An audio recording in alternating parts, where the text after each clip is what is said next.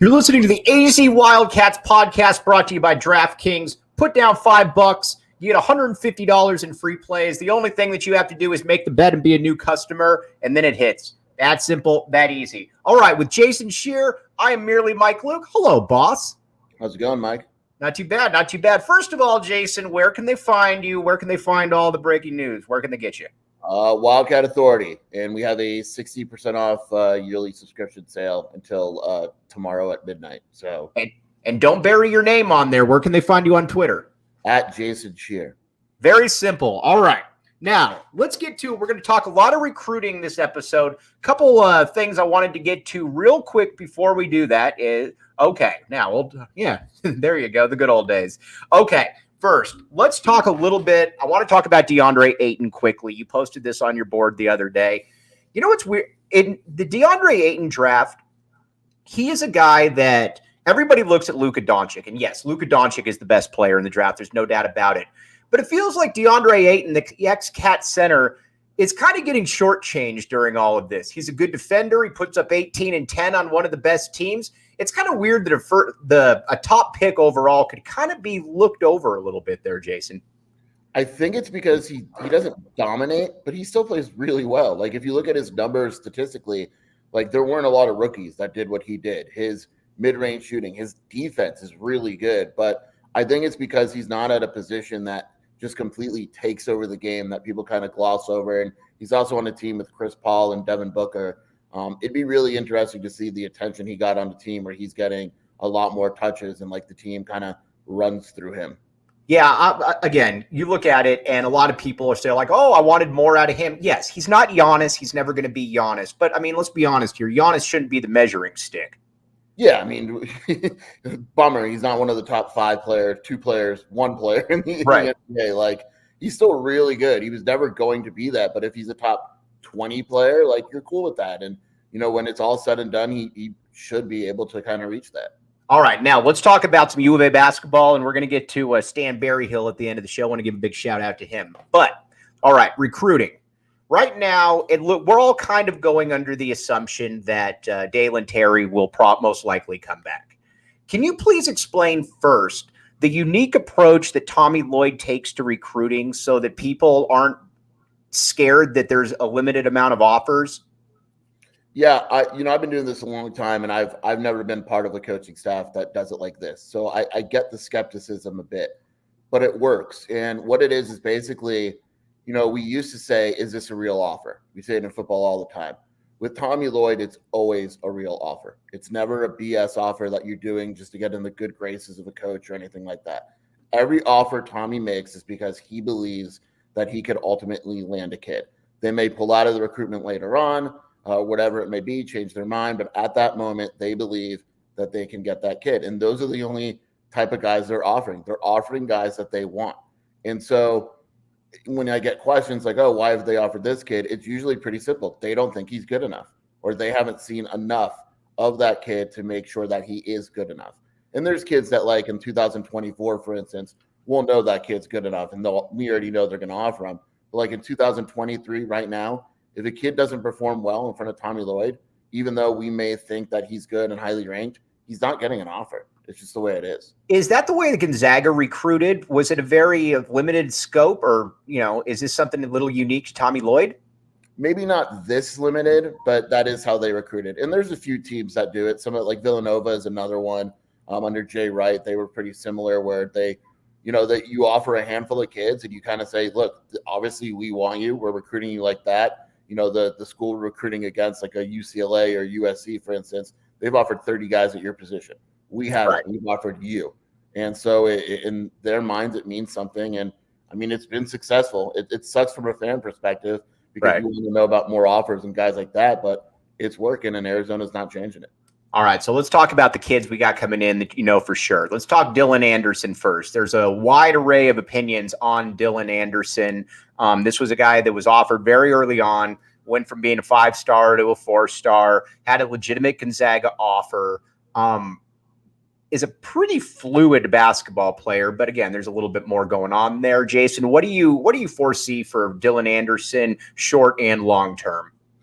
I think that he's one of these guys that kind of needs to get away from the high school and the AAU circuit and get college coaching.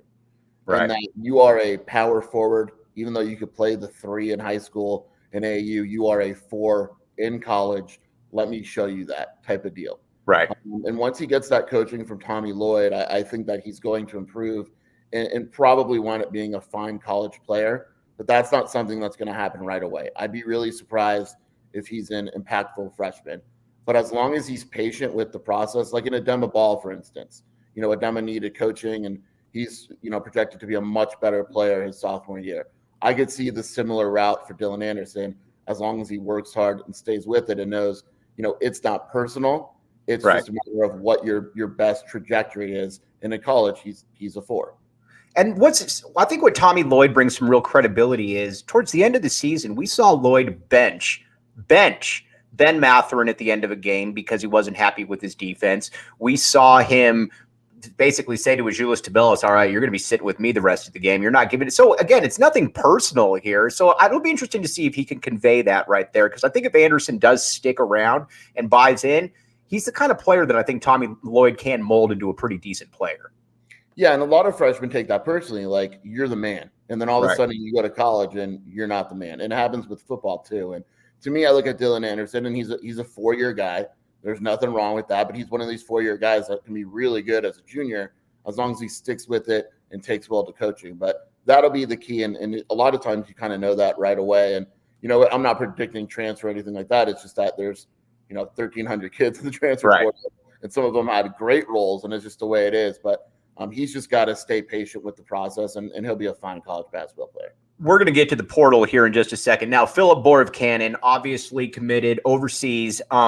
You talked about it. Tommy Lloyd doesn't waste offers on kids. It's hard to really, at least for me, I'm not, obviously an expert, but it's hard for me to really get a gauge because it does look like, he's playing against some lower level guys, but some things that do stick out. He's very skilled. It doesn't matter if you're playing against me or Bruno. If you're 6'8" and you can dribble and shoot, is there a role for him this coming year, Jason, or is he more developmental?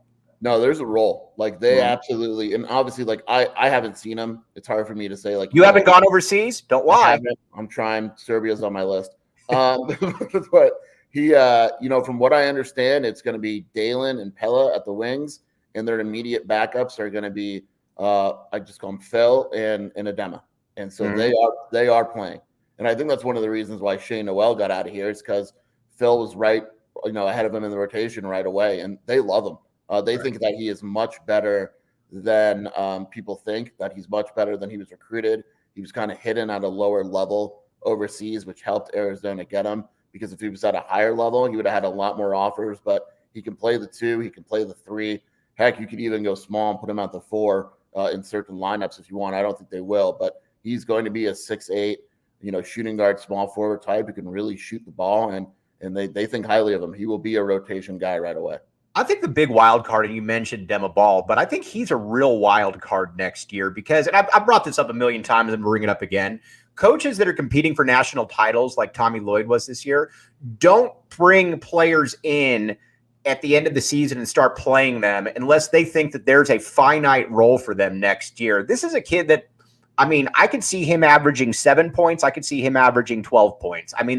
But 7 is kind of my bottom line. He's going to play at least 18 to 22 minutes per game. Yeah, completely agree. He's another guy they're really high on.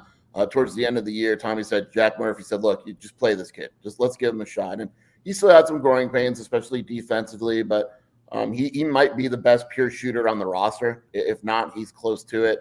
He's a very good athlete. He's got to get a little better defensively, but you assume that happens with repetition and time. And they love him. He may legitimately be the first guy off the bench this upcoming season, and he's a very good basketball player. He just look, you're on a roster with Pella and Ben and Dalen. Minutes are going to be hard to come by at that position, but they should be a little bit easier this upcoming season. All right, so let's get to some questions. KB Thiel, is Leonard Miller still an option? I know he kept his college eligibility when declaring. I was over at Scheer's house yesterday, seeing the brand new place. It's fantastic, by the way. It's cooler than mine. So there you go. But Leonard Miller, what's the deal right now with him?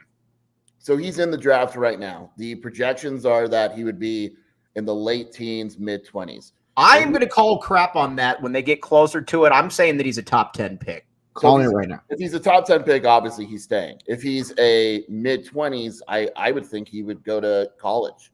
Right. It's a matter of the amount of scholarships Arizona has and when he makes that decision, because keep in mind that decision can go another month. So we don't know what's going to happen in a month. And so if he decides to go to college, Arizona still has room for him. It's probably an option. But I don't know. Like you said, I think he's going to do really well in workouts. And I think my gut tells me that eventually he'll stay in the NBA draft. Now, you were comparing him to a cross between Anthony Davis and Kevin Durant, if I'm not mistaken. Is that, do you stand by this? People get so excited about players, man. He's good, but he also, he still needs a lot of work. Because it's similar, when you grow 6 inches in a year or whatever, you went from being a guard to a forward. There's still a transition that has to kind of happen. And he's good. If you're drafting on potential, he's really good. If you're drafting on production, you're probably a little more skeptical. This is going to be a fun one for you and me to follow because you're usually a little bit more reserved, a little bit more circumspect. When I watched his highlights for 3 minutes, I said, Jason, that's a top 5 or 10 pick right there. Yeah, I think he's really good. I don't think he's a top 5 or 10 guy. All right, I guess so. You know what? We both have it on record right there. All right, now the transfer portal. A lot of people getting antsy right now, wondering what's going on. Arizona, with Tommy Lloyd, it feels that he is very comfortable with where they stand right now, that there's going to be something that they're going to pull at some point. Now, whether that's domestic or foreign, do you expect both? Yes. Okay. And let's just go ahead. No, yeah, I would. I mean, yeah, I would expect that. All right, I'm going to ask you right now, and then we're going to get to some 2023 recruiting. Oumar Ballo, is he the starting center next year at the U of A? Ooh, that's tough. I would say as of now, yes. No, but no, not as of now. Jason, you're the Nostradamus in the Arizona athletics team. Sometimes guys start, but they only play 15 or 20 minutes a game. So there's a starter in name, but there's other guys that play more. I think that's a Oumar Ballo situation. I think that they'll probably start him, but there's other lineups that they'll go to more. Could there be a possibly, as much as we like Oumar, and we like Oumar a great deal, could there be potentially a more talented big man on the team? Yes, absolutely. Okay, and we're not talking about Azuolas Tubelis. Obviously, he's already on the team. Okay, now let's get to 2023. We got a lot of questions coming in right here. Sean Seeley with some great remarks as usual. James, we'll get to you in just a minute. But Scheer, have I told you about the DraftKings Sportsbook app? You have once, twice, maybe. Just once. All right. Well, here's the deal. This is for everyone out there. DraftKings Sportsbook app, code word PHNX. NBA playoffs are going on right now. If you've been listening to me, you've been saying, Mike, stop talking about the Miami Heat. They suck. Miami Heat are going to be in the Eastern Conference Finals, my friend. I don't care how you get there. And you know what? Neither does the DraftKings Sportsbook app. Put in $5, get $150 in free plays if you're a new customer. Doesn't even matter who wins. Eligibility restrictions apply. 21 and up. Arizona only. Gambling problem? Call 1-800-NEXT-STEP. My Miami Heat picks are looking a little bit better by the day. It's looking pretty good. Not gonna lie, you might actually have gotten the right prediction. Probably. All right, so let's get to some questions right here. We're going to talk about Pac-12 hoops in just a minute here, Doug. But Kwame Evans, that's the big deal right here. Obviously, top 5 kid in the country, 2023, out of Florida. Explain how Arizona got involved here. This is kind of a cool story. So again, it goes back to what I was saying before. Tommy Lloyd doesn't get involved with recruitments unless they believe they have a chance. And there was an indication from his camp that, hey, maybe you should maybe you should recruit us a little bit. And that happens more than people think. And the interest was real. They started recruiting him a little bit, and all of a sudden his top 5 is a top 6, and they're going to get an official visit. I don't know exactly when it is yet, but he will take an official visit, and it is a very real recruitment. Remember when the Sean Miller class where everything, yes, you got Nick Johnson and Josiah Turner, but everything was building to that following class where you ended up with Tarzewski, Grant Ashley, Grant Jarrett, Brandon Ashley, etc. This kind of feels like that for 2023, where you've already got Boswell and Lewis in the fold. I'm of the opinion, again, not an expert. I think they both stay in that class. That's just a guess. But if you can get those two, which are already in the bag, Then you get a Kwame Evans. It becomes interesting, and then you start looking, man, you start reeling in 3 or 4 McDonald's All-American type kids in that real first class. Yeah, I mean, a lot of times, like, people judge a new coach on that first class. It's not the first class. It's always the second class, because you need the time to put into recruiting that class, and you're in a little bit of a hurry with the initial one. This is what we're seeing, what happens when Tommy Lloyd has a full year to recruit guys. Boswell, Lewis, if he could get Kwame Evans, that's ridiculous. They're probably going to take a 4-man class as of now. It's going to be a very good class, and this is what we're seeing. Like, okay, and a big part of it was, let's get our film out and show people what kind of offense we run, because the first year all you're doing is you're pointing to Gonzaga. They're like, oh, it's going to look like this, but now they have a full season of film and tape and all that, where they can tell recruits, no, this is what it's going to look like. Right. It's working. I think, all right, a lot of people are asking for Pac-12 predictions right here. Here's where I stand. UCLA has got to be the favorite. I get that they underachieved this year, totally get it, but you still got Jaime Jaquez coming back, who he's got to be the best player in the conference coming back. No, I'd assume, yeah. I mean, then you got Tiger Campbell, you got Amari Bailey, you got you've got a ton of players. So now, again, if they underperform again this year, then you start asking some questions about Mick Cronin. But I think you got to put them at 1. I think then you got Arizona. Oregon's weird because they're talented. They're bringing in 2 McDonald's kids, but they really underachieved this year. So who quite knows? But I think if you're Arizona, you got to feel pretty cool or pretty good that you're at least in that top 2 or 3 range for sure. Yeah, I think it's UCLA is a clear favorite. And then after that, it kind of gets a little chunky. Oregon, Arizona, USC probably. But when you look at teams that return so many players and they're older already, UCLA, they'll have like an 8th-year point guard, and then they're the favorites to win the All right, so I'm going to throw an Arizona starting lineup at you for next year, or a rotation, and let's and again, we don't like to speculate on names that haven't been thrown out there. Let's just assume that you've got a center who you're able to bring in a center who maybe isn't dominant, but he's clearly an NBA caliber type player, just generically. So you got Kurt Kriisa at the point, you got Pelle Larsson at the 2, you got Dalen Terry at the 3, Azuolas Tubelis at the 4, a conglomeration of Umar Ballo and a very talented player who has NBA potential, and then you got Adama Ball coming off the bench as well. What is that, about a top 10, 12 to 15 team? Yeah, I would say so. And I'll say this, kind of whet the appetite a little bit. I think if Arizona does what they want to do with the next few spots, they'll have one of the best benches in the country. Really? Okay, so Pelle Larsson, Kurt Kriisa, you and I have talked about this a lot. First of all, take my credibility for what it's worth on this, because I was wrong on Pelle Larsson. I thought he was terrible, and you know what? I spent half the year apologizing to him. I'll do it again. Is Pelle Larsson and Kurt Kriisa backcourt, is that athletic enough?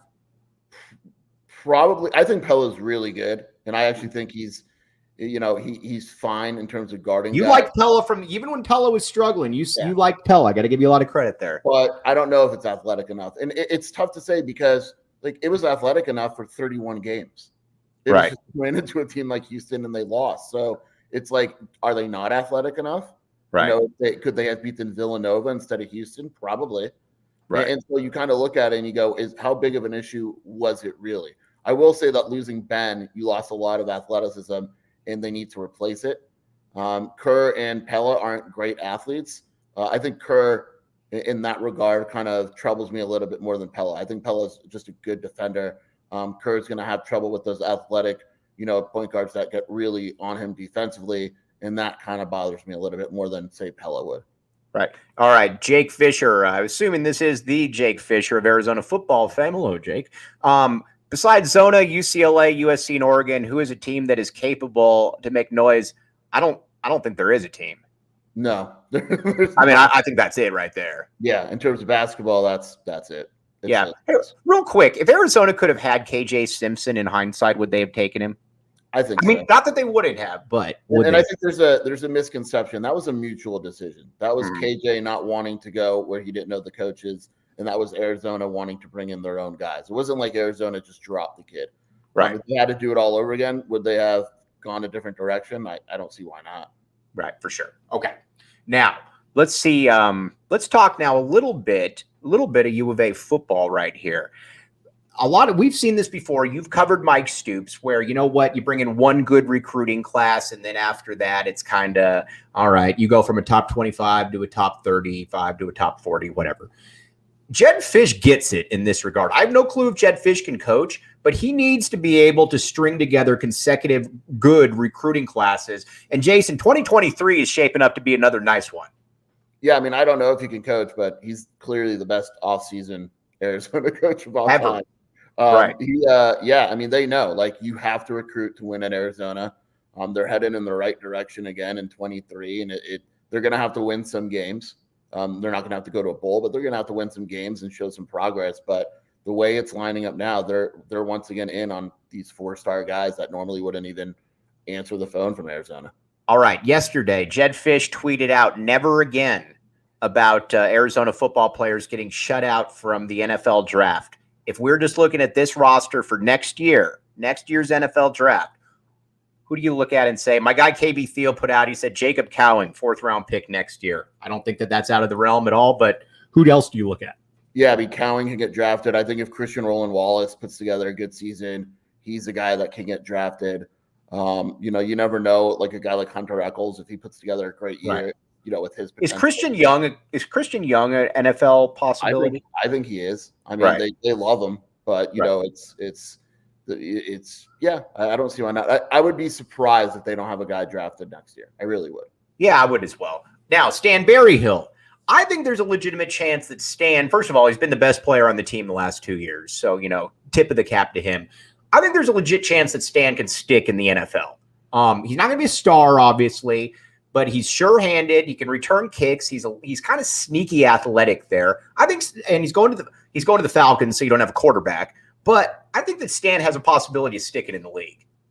With guys like Stan, I always look at a few things. Number one, he works his butt off. Right. Number two, he's a great kid. He's never going to get in any trouble, and he's going to accept his role. And I think that there's a role for him. Like, he's not ever going to be a dominant wide receiver or right, playing every snap type of guy. But for a kid like Stan that works hard and all that, there's got to be a role in the NFL. I don't, if it's on the Falcons, another team, whatever it may be. It really would not surprise me if he winds up sticking to a roster.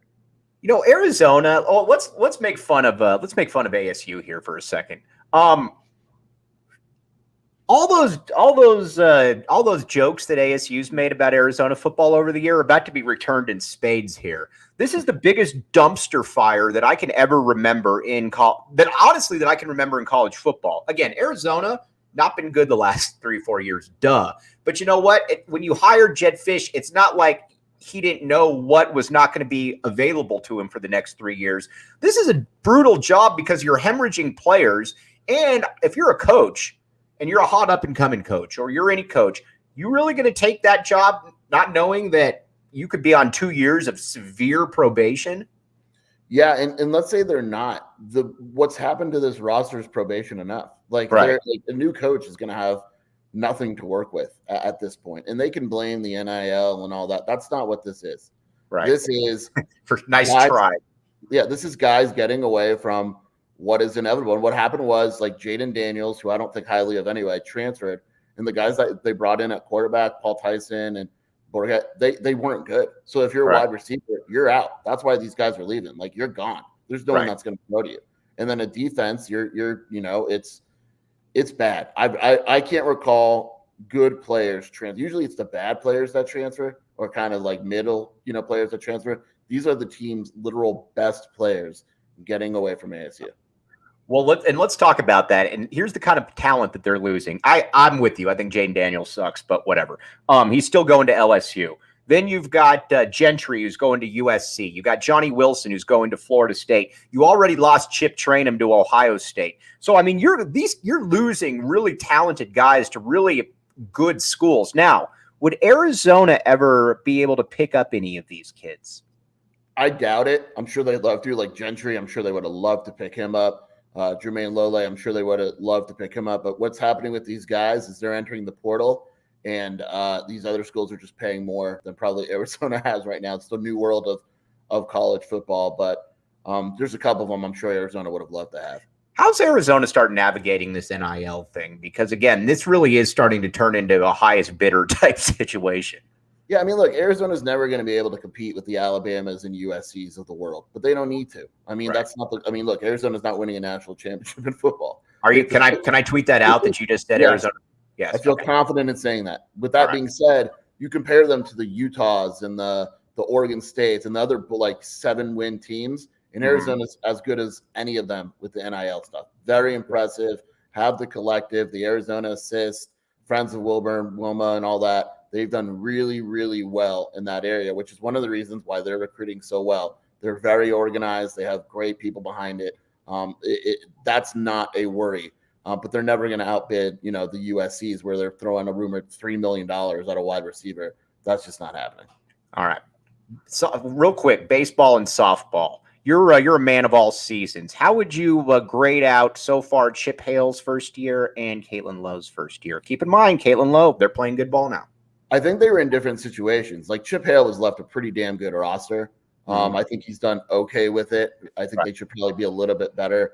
Caitlin Lowe wasn't left a good roster, but I like the progress that they've made throughout the season. Like they're playing better than they were earlier, which is kind of what you want to see this time of year. So there's a lot of, both left. I'm curious to see how baseball closes out. I think softball's been improving, but I mean, overall, it's hard to get too mad at it. If you were to assess the strength of the athletic department right now, as opposed to say 5 years ago, would you say that it's in better standing, the same, similar? Where would Jason Scheer rank that? I would say better. I mean, it would probably be better. Maybe softball and baseball aren't necessarily where they're at, but 5 years ago, football was pretty darn ugly. Basketball was going through all that crap. So right now, yeah, I mean, you'd have to say that it's strong overall. And I can testify to that as well, because before Jason Scheer fired me unceremoniously from Wildcat Authority, yes, I had to call. The worst part of that job was having to call football recruits, because every single football recruit was, okay, where are you looking at? Well, I'm looking at Presbyterian, UL Monroe, Arizona's coming in hot and heavy. It was awful. So that's why you would text me, is this an OKG? And I would just say, just always assume yes, unless I say otherwise. Now, after you fire me, I go back and these kids have offers from USC, from, legitimate schools right here. So, yeah. I mean, it's crazy to watch, but you know what? That's where it is. Real quick, again, DraftKings Sportsbook app, code word PHNX. NBA playoffs are going on right now. You put in $5. If you're a new customer, you get $150 in free plays. That's simple, that easy. It doesn't even matter who wins. You get that $150 in free plays. Check it out, DraftKings Sportsbook app. By the way, Jake Fisher, I think you hit the nail on the head. You got to give the AD big credit for the hires of Tommy and Jed. No doubt about that. I think I speak for Jason on that as well. Okay, real quick, Jason, before we go, because, you know what? Arizona basketball next year. Is this if all the pieces fit together, can Arizona compete for a national title by the end of the year? Yeah, I don't see why not, because I'm one of these believers, like, all you have to do is get hot for 5 games. And will they be good enough to get hot? Yeah. I mean, I think, like, North Carolina wasn't, right, second best team in the country at any point except for the last week of the season. So, yeah, I mean, I don't see why not. All right, Jason, again, where can they find you? You got a good deal going on. Where talk to people? WildcatAuthority.com. You got 60% off an annual subscription, or $1 for your first month until the end of tomorrow, I believe. Maybe today. Just join now. And then at Jason Scheer on Twitter. All right. For Jason Scheer, I'm Mike Luke. Thanks again. I appreciate you hopping on here. We'll talk to you again soon. Get it? Inside joke right there. Yeah. All right. Talk to you guys soon. Thanks, everybody, for hopping on. All your comments. We'll be back with you tomorrow.